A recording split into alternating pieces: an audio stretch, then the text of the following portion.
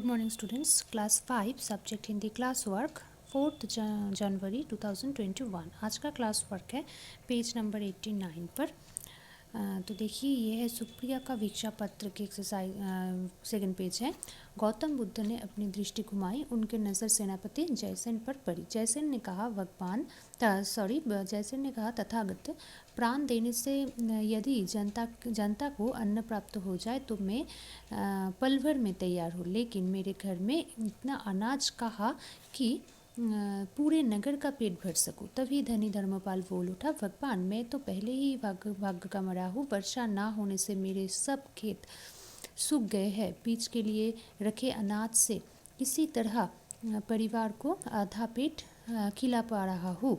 मुझे तो एक चिंता और भी है, इस वर्षा राज्य का कर कैसे चुका पाऊंगा। सभी एक दूसरे का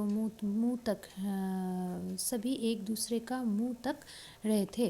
तभी भीड़ में से अचानक एक युवती सामने आई। वो थी गौतम बुद्ध के प्रिय शिष्य अनाथ पंडित की बेटी सुप्रिया। वो अत्यंत दुखी लग रही थी।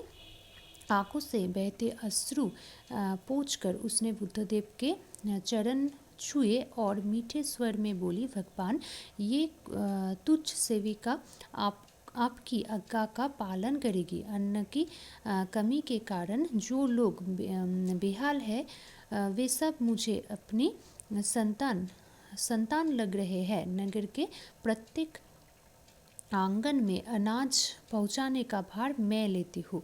सभी आश्चर्यचकित रह गए। भला एक स्त्री इतने बड़े नगर के वासियों का पेट कैसे भरेगी। कुछ तो मन ही मन हंसने लगे, कुछ क्रोधित हो उठे, कुछ तो सुप्रिया पागल लगी। किसी ने कठोर आवाज़ से ताना कसा, खुद को तो दाने दाने का अभाव है, फिर इतना बड़ा काम अपने सिर कैसे ले रही है। तेरी घर में क्या भंडार भरे पड़े हैं। सुप्रिया सबके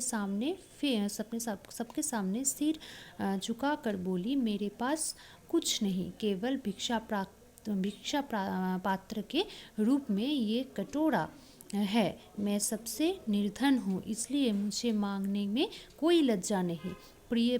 प्रियजनों, आपकी दया के बल पर ही भगवान बुद्ध की आज्ञा पूरी होगी, मेरी शक्ति से नहीं।